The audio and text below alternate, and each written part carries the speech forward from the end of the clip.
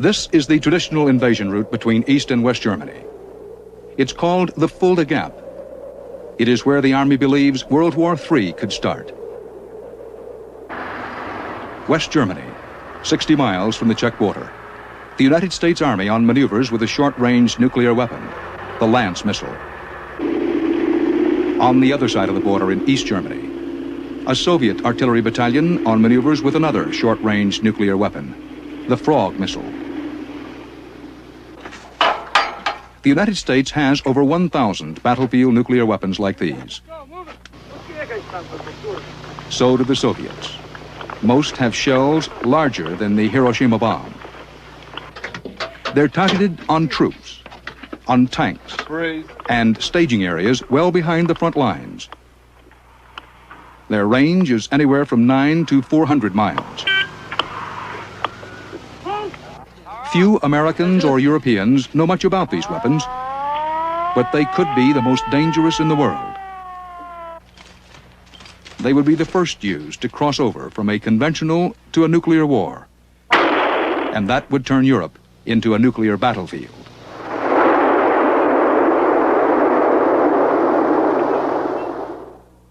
It may come as a surprise to people around the world that the United States has stockpiled almost as many nuclear warheads overseas as it has at home. There are about 8,000 American nuclear weapons spread around the globe, in Korea, Greece, Turkey, and throughout Western Europe. There are also warheads for missiles, for artillery, and for bombers, stored in the Pacific and on aircraft carriers in the Persian Gulf.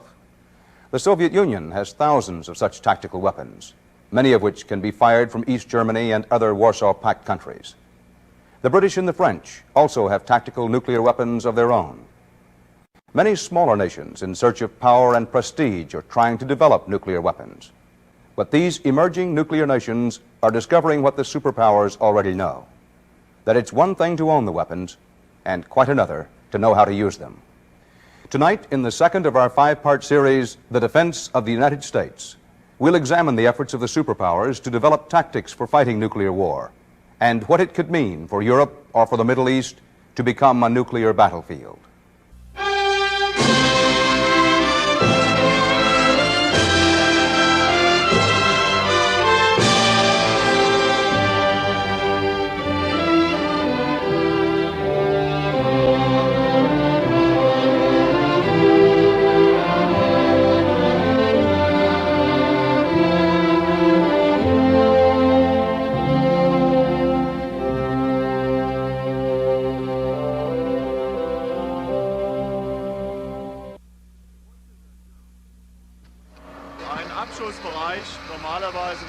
The voices are German.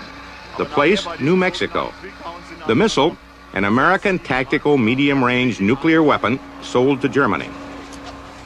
Some say a device like this might start World War III. These officers of the German Luftwaffe are here to practice firing the missile, but without the nuclear warhead. The test fire is being conducted here in America because Europe is simply too crowded.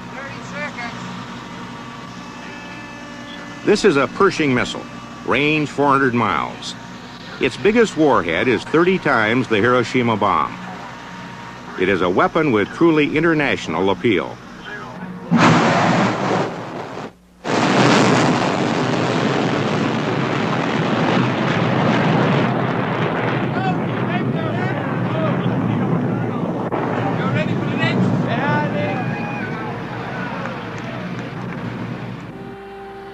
On the other side of the world, Israeli troops assemble another tactical weapon.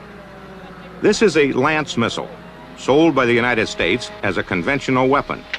But the Lance was built to handle a nuclear shell, and Western intelligence has little doubt that Israel is capable of manufacturing one. The CIA, as long ago as 1974, in an internal memorandum, reported that Israel has produced nuclear weapons. In the country lanes of France, yet another battlefield missile, this time a Mobile Pluton, range 75 miles. Its nuclear shell is as powerful as one Hiroshima bomb. These are the most convenient nuclear weapons for nations with enemies on their borders.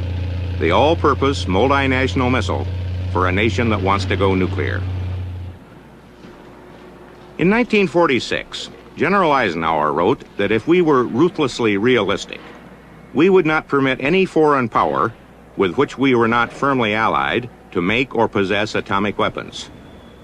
But the genie is out of the bottle. France has shown the way. The French Ministry of Defense presents their nuclear force set to music.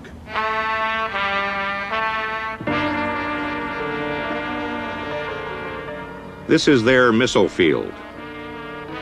Buried underground in hardened silos, 18 long-range weapons, each capable of hitting the Soviet Union. The French are now adding multiple warheads to these systems. The French strategic bombers, the Mirage 4, the pride of the French force.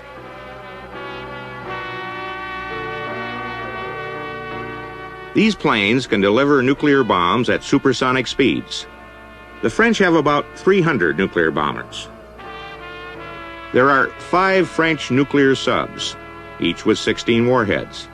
Their home port is Brest, but they prowl the North Atlantic and Mediterranean seas, and like their U.S. counterparts, are a most powerful weapons system. The French independent nuclear force has become the symbol of nuclear proliferation around the world. Nations trying to build their own nuclear weapons use the same justification as the French. What is important for a medium-sized country such as France is to be capable, in case of very, very great emergency, to inflict upon an enemy damage which is at least as important as the value of the takeover of France by such an enemy. And we have reached such a point now. So we are satisfied that we have enough weapons to discourage an aggression against us. The French arguments for independent nuclear deterrence are catching on to a list that already included the United States, the Soviet Union, Great Britain, France, and China, has been added India, and probably Israel and South Africa. The Libyans tried to buy a bomb. The Iraqis and the Pakistanis are trying to build one. The Brazilians could if they wanted to. And Argentina wants to become the nuclear technology salesman of the third world. In spite of this, at least one famous French scientist sees a bright side. If you had to make a subjective judgment on how things stand in 1981, what would you say? Probably I would say a lot of things. First, I would say that you must realize that if you had asked me the same question 35 years ago in 1946, I would have told you the cat is out of the bag. Everybody knows that one can make an explosion with plutonium or U-235. That the knowledge, you cannot keep it secret. That the material, there's uranium all over the world. And that, as time goes, the knowledge will be spread out more and more. And there'll be more and more countries who'll have the bomb. Dr. Bertrand Goldschmidt, a nuclear physicist who worked on the United States bomb, was one of the fathers of the French bomb. Since '64, there's only one single country which has new country which has exploded the bomb, is India. So this is very satisfactory. If you want, the things haven't gone as one could have predicted. In spite of Goldschmidt's reassurance, it is the French who have been giving the superpowers fits when it comes to nuclear activity. And this is the chief suspect. A French nuclear research reactor called Osiris outside Paris. It's a research reactor popular with third world scientists who want to learn how to handle nuclear materials and how to operate a nuclear power reactor. The highly enriched uranium needed to run this reactor can be used to make a bomb. It's widely believed that a French reactor was Israel's passport to the nuclear club. And it was a French-built reactor in Baghdad that the Iraqis were reportedly using to build a bomb. Last March, General Shlomo Gazit, retired chief of Israel's military intelligence, talked to CBS News correspondent Bob Simon about nuclear activities in the region. At least one country is today working very hard on it in the Arab Middle East, and that is Iraq, with another which isn't exactly the Middle East, Pakistan, even in a much more, let's say, developed position already. But if I go back to the Arab Middle East, and if I take Iraq, for Iraq to do it, they need a very, very big support from some big power, and I mean big technical, scientific powers, whether it is in the West or in the East. I don't see the Eastern Bloc helping them on that, and by the way, the Eastern Bloc hasn't been helping anybody on nuclear power. General, you just brought up a fascinating point. You're suggesting that the communists have a cleaner record on this than the capitalists do. Sure enough, yes, for very, very obvious reasons. Because with them, the political consideration comes before money. They don't. With the West, you have ideology, you have a political philosophy of non-proliferation, but then you have economic interests of this or that firm, of this or that economy. And when you ask France, for example, what do they consider first? Is it their non-proliferation philosophy or improving the French economy? Improving French economy comes first. Those friendly French are the super salesmen of nuclear power. The day we were here, the foreign minister of Tunisia was on hand to examine the Osiris nuclear reactor. It was the French who built the research reactor, identical to this one, in Baghdad, in Iraq.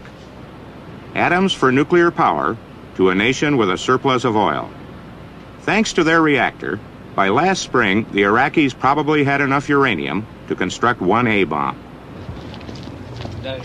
At the gates of the French reactor, it was hard to spot the Frenchman among the faces going in and out. Even Dr. Goldschmidt seemed a little apologetic about his country's nuclear enthusiasm. Being a citizen of France and having seen that we wanted to keep the option open, I can't throw the stone so much against a country who keeps the option open. And I only rejoice that there's so few. Last March, the Israelis were still putting a brave face on nuclear proliferation. Nuclear war is thinking about the unthinkable. And I don't think that Middle Eastern leadership should be very different from Western European leadership, Eastern Bloc leadership, European leadership, or any other. The risk is so high that I have very, very big doubts that the Middle East will behave differently. I would almost say that I think that nuclear power in the Middle East might be a stabilizing factor for the very many different problems and conflicts which we see just now in the Middle East.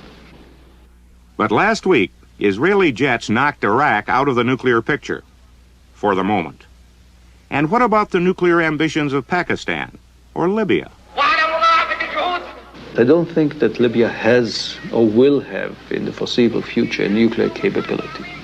The best they could do is, with a lot of money, to get already one nuclear device or two nuclear devices from somebody who has it.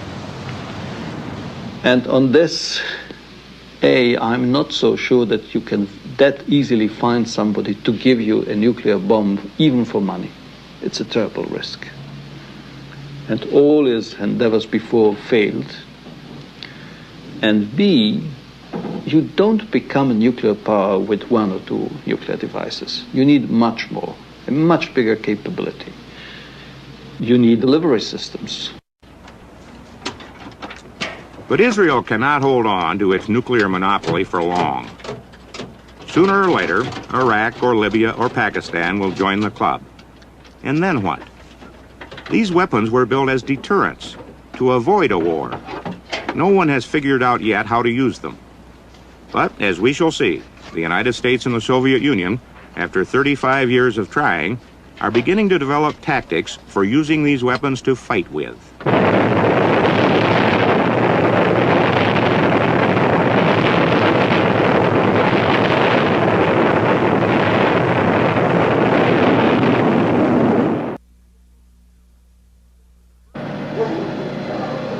The first tactical nuclear weapons were designed to be used in Europe. Our allies, exhausted by 2 world wars, counted on the United States to keep the Soviets out of Western Europe. The NATO countries were reluctant to raise large standing armies, so were we. We found a substitute. We began pouring thousands of nuclear weapons into Europe in place of men. First, there were atomic cannon, atomic landmines, short and medium-range missiles. It seemed the cheap solution. In the 50s, the Soviets had only a handful of atomic bombs and no sophisticated delivery systems. Our nuclear guarantee seemed secure. General, when the nuclear weapons began to arrive in Germany in the late 50s, was there a plan on how to use them and what to do with them? No, I think not. I think not. Because it was an absolutely new instrument, and in some way everybody was a bit astonished, but on the other side very happy to have something against the Soviet threat, which many people by then felt it was... General Wolfgraf von Bloodison, Rommel's aide in World War II, former deputy commander of NATO Europe, now professor at the University of Hamburg. Most of us, or even of the officers, and particularly of the public and the politicians in Western Europe, didn't know exactly what nuclear weapons really mean. And our Chancellor Adenauer, who was an excellent politician of these days, called the nuclear weapons better artillery. This is a United States government film, 1954. The atomic cannon has never been fired in Europe. What you will see here is a simulated atomic explosion. This is the U.S. Army's largest field artillery weapon. It weighs 85 tons, but it can go anywhere artillery goes. It is manned like any other artillery piece. Today, it is thoroughly integrated in NATO's defense system. Should the Soviets attack any one of NATO's 14 nations, atomic guns will fire. NATO is building for the possibility of war, but NATO lives in the hope of peace, that these storm clouds will never rise in the western sky.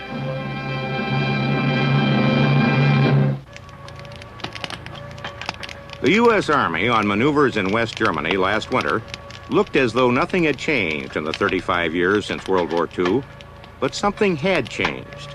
U.S. ground forces are now being trained for a very different kind of war. If they can determine that we are going to use nuclear weapons, I can assure you they will do everything they can to use nuclear weapons first. This year, the Army began developing tactics for fighting both a conventional and nuclear war at the same time. This is a class for field commanders at Fort Leavenworth Staff College. If we start off in a conventional array, whatever that may be, and then decide it's time we must use nuclear weapons and do things differently, like start dispersing, lighting up certain radio nets and so on, then that's clearly an indication to the Soviets that we want to use nuclear weapons. We must avoid that. We must find ourselves in some central area wherein we can go nuclear or chemical or conventional or all three together and not have any marked indicator to the Soviets or Warsaw Pact units that we intend to use nuclear weapons. The specter of Soviet tanks rolling through Western Europe has haunted the West for 30 years. The Army insists it must be able to stop such an attack with battlefield nuclear weapons. I certainly believe that nuclear weapons would serve a useful purpose on the battlefield. Brigadier General Niles J. Fulwiler is the commanding general of the U.S. Army Nuclear and Chemical Agency. For instance, the weapons that we have over there could be used to help to confront a overwhelming conventional attack, as an example. They can be used to rupture tough defenses. And of course, they have to be there. Part of one of their principal purpose of deterrence that they serve is to be able to be there to respond to an adversary's use of nuclear weapons. This is one of the smallest nuclear weapons in the Army's arsenal, the Howitzer 155. It could be one of the first weapons used to cross the threshold from conventional to nuclear war. It has a range of 9 miles and would be used on the front lines. Howitzers fire some of the smallest nuclear shells. The 1 kiloton is still the equivalent of 2 million pounds of TNT. General, if early in the battle you begin using the smaller nuclear weapons, say the howitzers, which travel only, I guess, about 9 miles or so, in the confusion of battle and the moving around, how do you avoid hitting your own troops? Well, Harry, that's a real problem. And it's one that I refer to one of the realities on our modern day integrated battlefield. And it's going to require coordination and integration of fire and maneuver as we have never had to do it before. Because our conventional troops could be caught in a nuclear crossfire, they are now routinely taught to survive on what the Army calls the integrated battlefield. I want you to put yourself in the middle of a battlefield that is truly integrated, and by that, I mean a battlefield where nuclear, chemical, or conventional weapons could be and may be employed in any combination. Now, that's the integrated battlefield. During an armored division exercise in Germany last winter, these troops were introduced to their first experience in nuclear war fighting. The experiment was not a great success. Okay, now you notice this is a ridge line. If we could even get it up here, it would look better. In the midst of the war game, field commanders arranged to set off a simulated atomic bomb. So close, that's where they're going to come out of the wood line. Yeah. And it's going to look like it's being used against the attacking element. Roger, which is what we were planning to do. Okay. But it's been changed. Okay. We want to... It's against the defenders. Okay. A nuclear, biological, and chemical officer, Captain Jim Hanzelka, had been sent to Europe to supervise the simulation. His scenario was based on the use of a relatively small nuclear weapon, a 2 to 5 kiloton shell. Because radiation is a main killer with battlefield weapons, troops are taught to protect themselves in a nuclear attack, to calculate the range of radioactive fallout. You perceive the brilliant flash of light, and you start counting. 1 1,000, 2 1,000, 3 1,000, and you estimate the time that it takes for the bang to reach your location. That is flash to bang time. Question? I know the chances are that one would be staring at the fireball when it was generated, and even if you were unlucky enough to do that, most persons would be trying to find cover. So how realistic is to think that someone, when they see the fireball, they're going to begin counting? Well, real world problem, granted. But how do we compensate and hope that somebody does it? We train people to do it. Each training exercise that we deal with nuclear devices, we have an ideal device in the field that can be used for this type of training. We have that nuclear burst simulator. Puts out a brilliant flash. We train our people to count. No guarantee they're going to do it when the actual situation occurs. But we at least try to reinforce it in training to condition them to do it. The nuclear burst simulator is an old oil drum barrel, packed with TNT and special effects to produce the symbolic mushroom cloud. Okay, I'm going to hand this thing down to you.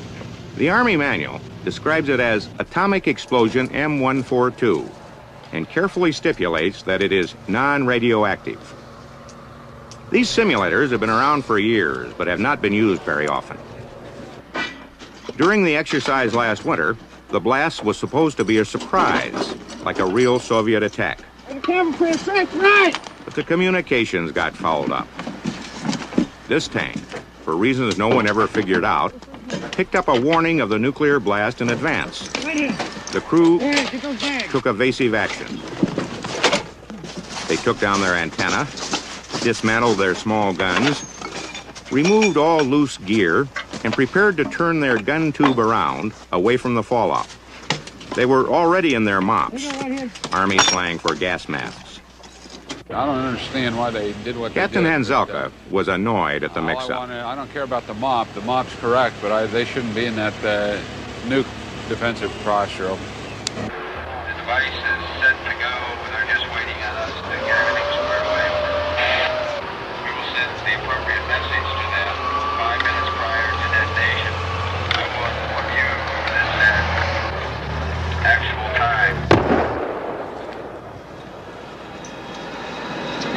In case you missed it, that was the atomic explosion. There's a blast behind us. Captain Hanzelka went to check on the reaction of the tank crews. What did that look like out there? Anything in particular? A brilliant flash?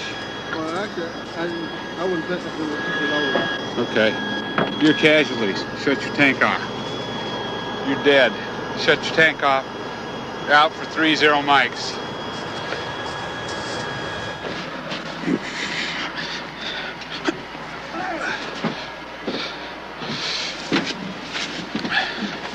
Off the goddamn tank! What you got? Hey, tank commander? Tank commander. Come on out a minute. Do you recognize anything over that way a few minutes ago? Just a puff of smoke, sir. That's all? You didn't hear a loud boom? See Yes, brilliant flash of light? Not flashlight, sir. What would that indicate to you if you saw that? Brilliant. Artillery? What kind of artillery? Anything in particular? Brilliant flash of light, loud boom. What's the signs of a nuclear weapon?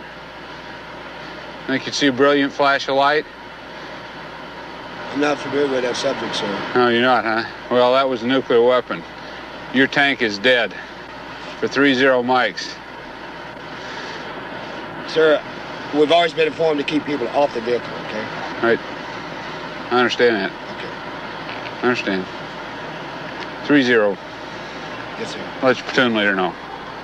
Okay? I appreciate it. People get off the tape. Roger. Didn't take long to die in a nuclear attack, did it? When did they kill us? When that blast went off? That blast? Yeah. Oh, know nothing about it.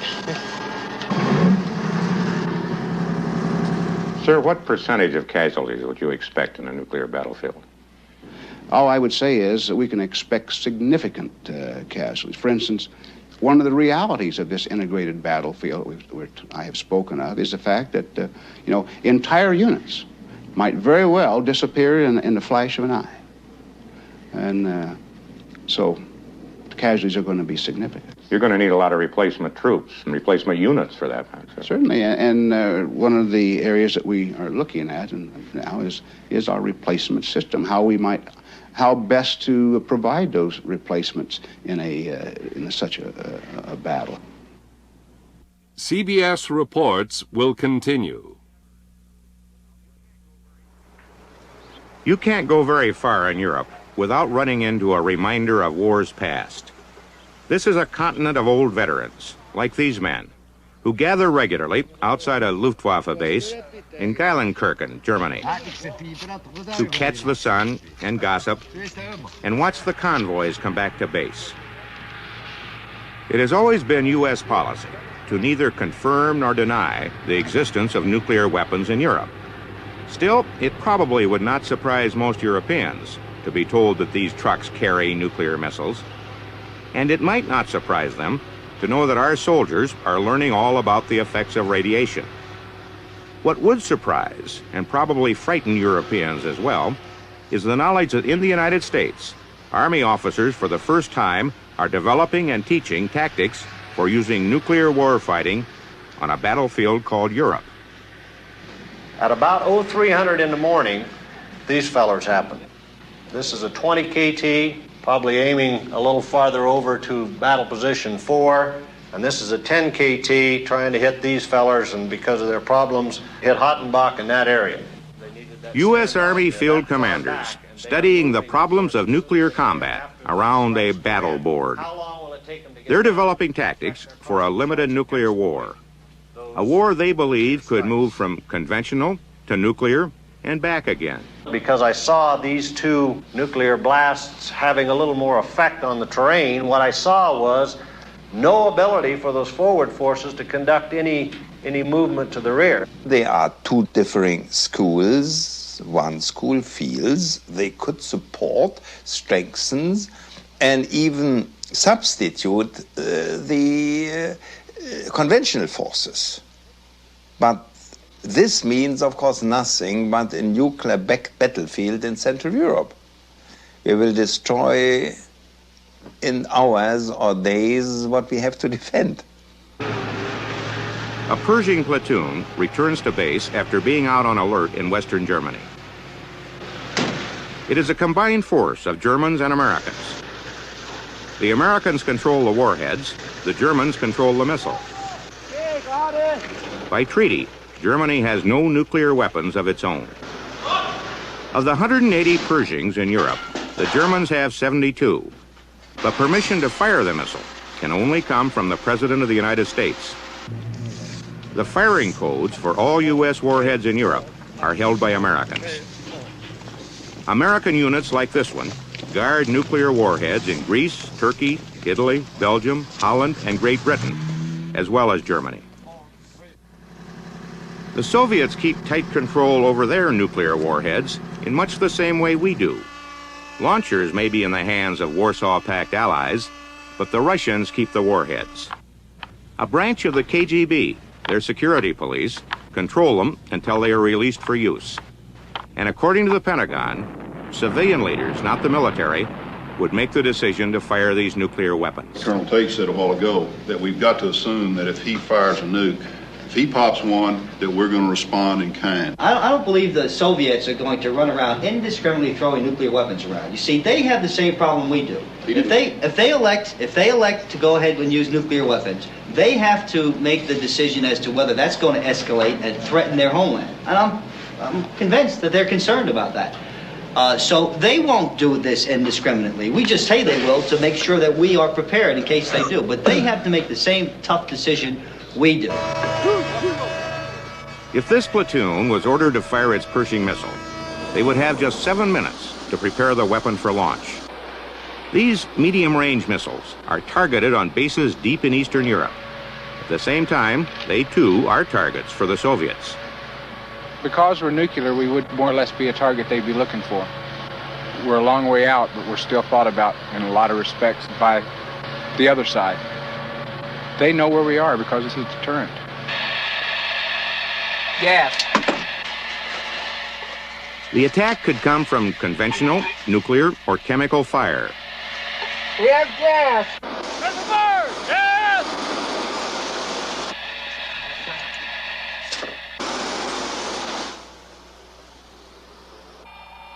Even though this platoon could be anywhere up to 400 miles behind the front lines, they expect to be attacked by air or by enemy missiles. If you're having a nuclear attack, you can't wear your gas mask because the heat involved would melt your gas mask, okay? It would melt it to your face. You would be in that point where you couldn't put your mask on and you die, or you would put your mask on and you would die. If you're operating in a cool climate, that's not bad, but you can try to visualize trying to operate in, say, someplace in the Mideast with all that garb on. You can imagine the heat stress is going to be associated with it. Our current protective ensemble does not provide for bodily function. So there's any way around it, any way you look at it, that we're going to suffer degradation. That's why it's absolutely imperative that if we are forced to operate in such an ensemble, we have to be sure that we can force our adversary to operate in a similar environment. Now, his protective ensemble are not any better than ours. He will be degraded just like we will if we can force him into it.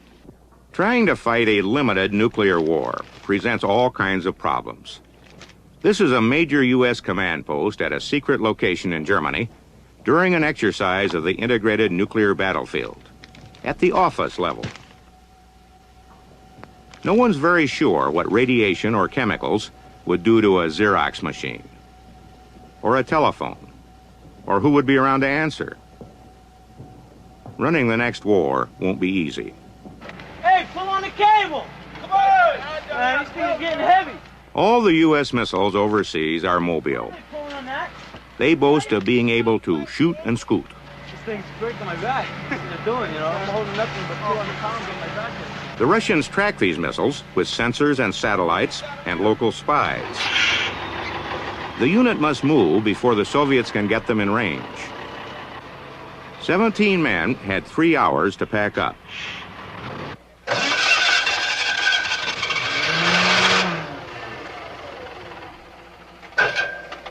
But in this exercise, it took all day. How many nuclear weapons are there in Germany now? 5,000, 7,000, something? Warheads, yeah. But they're range is not intercontinental. No, I think most of them have a range of less than 100 kilometers, what we call the short-range weapons. So it's going to be right here at home. Exactly, exactly. And in both Germanys. In both Germanys, yeah, yeah. This is a Lance missile, a tactical nuclear weapon with a range of 60 miles and a power of 1 to 30 kilotons. It's supposed to be used on the front lines. It's not known to be a particularly accurate weapon. But in war, these men would try for pinpoint targeting to avoid civilian casualties. Let me know. Switch. Switch. Switch. Just put them on there. Switch what? They don't have to miss by much to hit a civilian target. One nuclear strategist complained that German towns are only 2 kilotons apart. One nuclear shell from a small missile could devastate a couple of towns at once. If you look at a map of Europe, the way things are crowded together, doesn't that make fighting a nuclear war, tactical war, almost impossible? Well, there are some people who think, regardless of the cities or anything else, it may be impossible to fight a nuclear war, for the simple reason of the devastation and the destruction and the whole thing that nuclear weapons were introduced on that battlefield. But I don't think that there are plenty of places that we could use nuclear weapons without hitting cities, as an example, depending on what the targets that are chosen and what the situation is at the time. But the whole of Central Europe isn't as big as Texas, and there aren't many empty spaces. If the Soviets fire nuclear weapons on Brussels, the city of Antwerp could be flattened. If they attack The Hague, Rotterdam could go. And if they target Bonn, Cologne could be destroyed. Normally in targeting, U.S.-style targeting, our kill mechanism for nuclear detonation concentrates on that 4% prompt radiation. The radiation will cause casualties to personnel, and that's basically how we're targeting. With U.S. tactical weapons, radiation is what the Army calls the main killer mechanism. Larger Soviet weapons rely more on the blast effect. When we look for the higher radiation levels, beginning around 450, going up into the 600 level, 650, 800, this is the least amount of radiation that we're going to target on an enemy. We use that level of radiation when it's deemed that these people cannot interfere with our operations immediately. We can accept delayed casualties. If I want prompt casualties in that enemy force, I'm going to be up in this level, the 3,000 to 8,000 rads of radiation. And within 5 minutes, those forces will be incapacitated, will not be able to counter whatever move you're making. Because of the effects of radiation on a crowded battlefield in West Germany, before troops fire a nuclear weapon, they have to warn all friendly forces in the area who might be in the way. It sounds fine in the classroom, but in this exercise, where troops were pretending to fire one of the smallest weapons in our arsenal, over 1,000 men had to be warned. We got an airburst? Friendly nuclear strike one message. Break. That's ground zero, right? Roger. 3,100 meters MSD1. MSD2, 4200, MSD3. MSD, the minimum safe distance zone. JTACs don't have to move. They are in MSD1. If we survive the radiation, well, our doggone radios have probably survived too, and we've probably got several companies up here that are going to call back and say, hey, guy, I'm still here and I'm still breathing for some reason. What we're really talking about here is an attempt to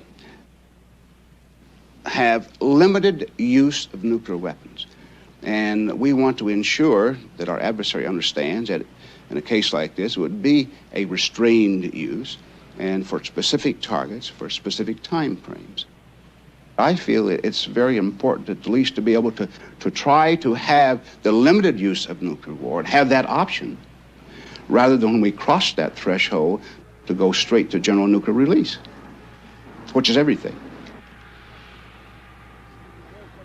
A German study concluded that if the United States and the Soviet Union fired just 20% of their tactical nuclear weapons in Central Europe, Germany would be annihilated.